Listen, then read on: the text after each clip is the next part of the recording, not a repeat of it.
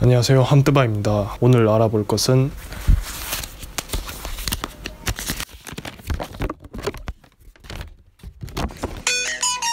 이겁니다.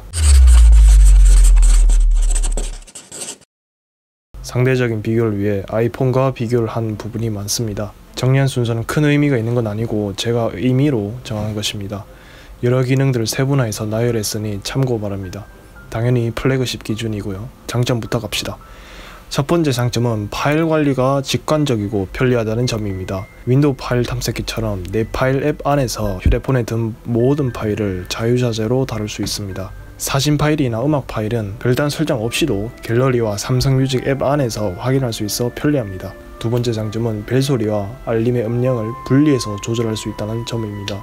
물론 당연한 소리 아니냐 할 수 있지만 아이폰에서는 이게 불가능합니다. 벨소리와 알림 소리가 서로 연동되기 때문에 벨소리의 음량을 크게 해두면 알림 소리도 같이 커져서 놀란 적이 한두 번이 아닙니다.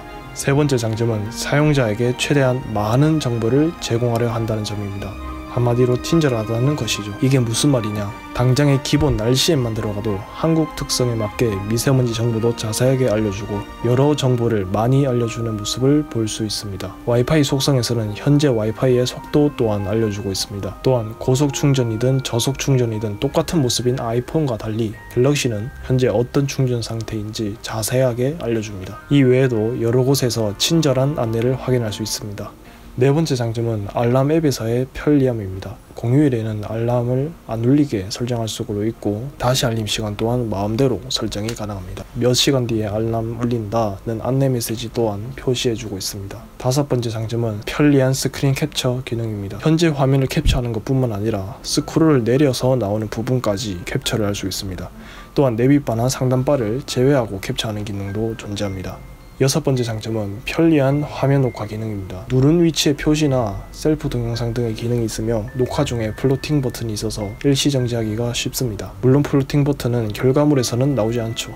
일곱 번째 장점은 최근 앱 목록을 원터치로 지울 수 있다는 점입니다. 목록들을 안 지우더라도 알아서 램 관리를 해주긴 하지만 직접 지워야 하는 경우도 있고 제 경험상 깔끔하게 지우지 않으면 버벅임이 나타나기 때문에 자주 지우는 저로서는 참 편리한 부분입니다.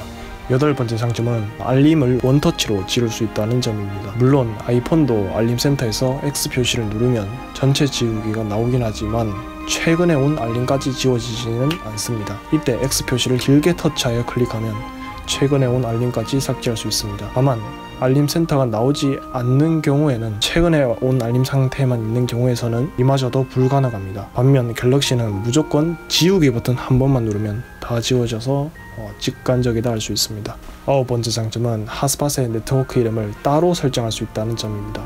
그러니까 아이폰은 핫스팟 이름을 변경하기 위해서는 기기의 이름을 변경해야 하는 반면 갤럭시는 핫스팟 이름만 변경이 가능하다는 겁니다. 열 번째 장점은 완전 무음 설정이 편리하다는 점입니다. 진동 모드로 해야 할 때가 있고 완전 무음 모드로 해야 할 때가 있는데 갤럭시는 이를 편리하게 바로 설정이 가능합니다. 11번째 장점은 퀵 패널에서 아이콘을 길게 터치하면 바로 해당 설정 화면으로 갈 수 있다는 점입니다. 아이폰은 설정 화면이 아닌 간단한 창으로 표시되기에 상세 설정을 하기 위해서는 결국 설정 앱을 또 따로 열어야 하는 그런 번거로움이 있습니다. 12번째 장점은 S펜이 있다면 꽤 유용한 기능이 많다는 점입니다. 특정 영역의 스크린 캡처가 가능하고 특히 텍스트, 이미지 가리지 않고 모든 글자의 번역이 가능하다는 점이 아주 편리합니다. 13번째 장점은 카메라입니다. 만연해 있는 오해를 바로잡기 위해 다같이 구호 한번 외치고 갑시다. 메시! 갤럭시 써야 돼, 갤럭시를. 카메라 하면 아이폰이란 생각이 아직까지도 많은 사람들의 머릿속에 박혀있는데 그런 소리를 들을 때마다 답답해 죽겠습니다. 도대체 왜 10년이 다 되어가는 얘기를 아직까지도 하고 있는지. 이미 2015년, 2016년부터는 갤럭시가 항상 앞섰습니다. 단순히 퀄리티에서 앞설 뿐만 아니라 기능적으로도 앞서는 면이 많습니다. 수동 조절이 가능한 프로 모드가 있고 로우 포맷 촬영이 가능해서 관련 지식만 약간 있다면 좀 더 전문적인 촬영을 하기가 쉽습니다. 또한 갤럭시 S10부터는 기본 모델도 망원 렌즈가 탑재되어 있습니다. 망원 렌즈는 단순히 확대를 하기 위한 것이 아니라 망원이라는 화각의 특성을 이용해서 조금 더 집중도 있는 사진을 만들어내기가 쉽습니다. 그래서 저는 이 망원 렌즈가 거의 필수라고 생각하는 편입니다. 14번째 장점은 AI 사진 편집 기능입니다. 이번 S23 시리즈에 추가된 포토 리마스터 기능이나 S21 시리즈부터 추가된 객체 지우기 기능 등으로 편리하게 사진을 편집할 수 있습니다. 이제 이런 간단한 부분은 번거롭게 일일이 포토샵 켜서 지우지 않아도 되죠. 15번째 장점은 블루투스 오디오 코덱이 다양하다는 점입니다. SBC나 AAC 코덱만 지원하는 아이폰과 달리 조금 더 음질이 좋은 LDAC과 같은 코덱을 이용하기에 좋습니다. 물론 가지고 있는 음향기기도 LDAC을 지원해야겠죠. 16번째 장점은 지문인식입니다.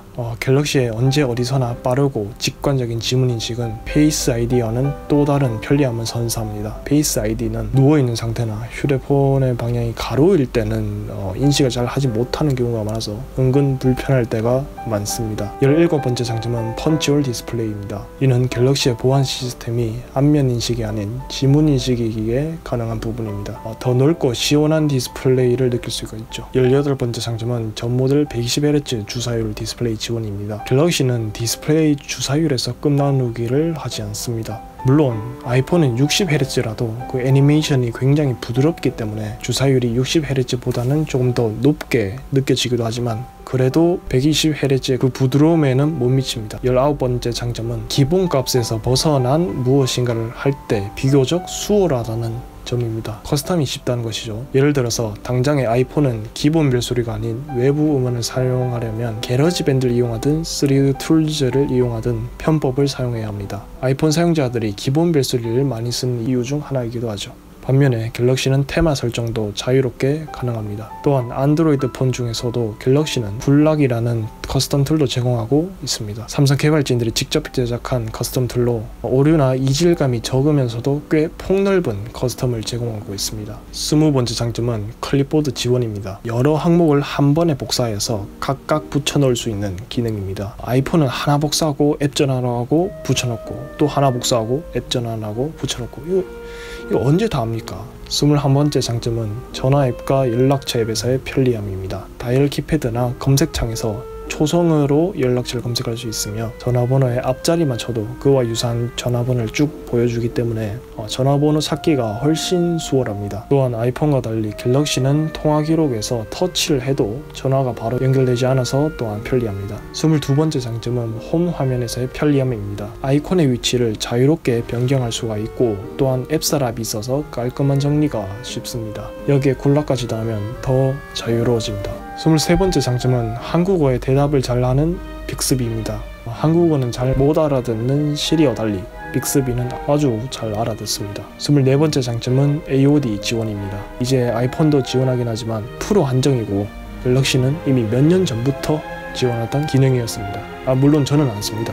25번째 장점은 화면 분할 기능입니다. 길쭉해진 스마트폰의 비율을 조금 더 잘 살릴 수 있는 그런 기능 중 하나입니다. 26번째 장점은 C타입 포트 지원입니다. 아이폰이 이제 와서 넣니 많이 하고 있는데 갤럭시는 이미 S8 시절부터 지원했습니다. 자신이 애플 제품을 쓰지 않는다면 이 C타입 케이블 하나만 챙긴다면 거의 모든 기기가 호환되죠. 27번째 장점은 돌비 애트모스 지원입니다. 내장 스피커로도 소리를 조금 더 풍부하게 즐길 수가 있습니다. 28번째 장점은 기본 비디오 플레이어가 꽤 쓸만하다는 점입니다. 갤러리 안의 영상은 물론 대부분의 영상을 플레이할 수 있습니다. 인터넷상의 동영상들 중 일부는 플레이어에서 바로 다운로드가 가능하기도 합니다. 이것도 당연한 것처럼 보이지만 아이폰에서는 갤러리의 영상을 기본 비디오 플레이어에서는 재생하지 못할 뿐더러 배속 기능과 같은 기본적 기능도 존재하지가 않습니다. 서드파티 플레이어도 대부분 유료이거나 유료더라도 딱히 마음에 드는 것은 없었습니다.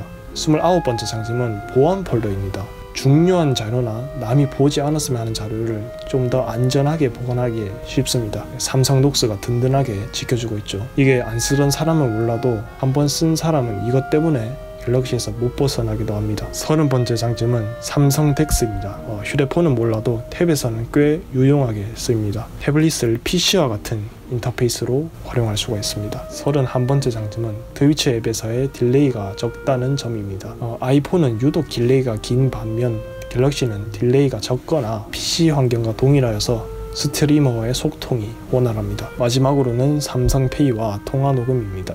많은 사람들에게 가장 많이 알려진 장점이라 생각되어서 순서를 마지막으로 뺐습니다. 삼성페이는 결제 기능만 있는 것이 아니라 티켓이나 학생증 등을 담을 수가 있고 현금 인출 또한 쉽게 가능합니다. MST 방식뿐만 아니라 NFC 방식 또한 지원하기에 편의점 등에서는 조금 더 빠른 결제가 가능합니다.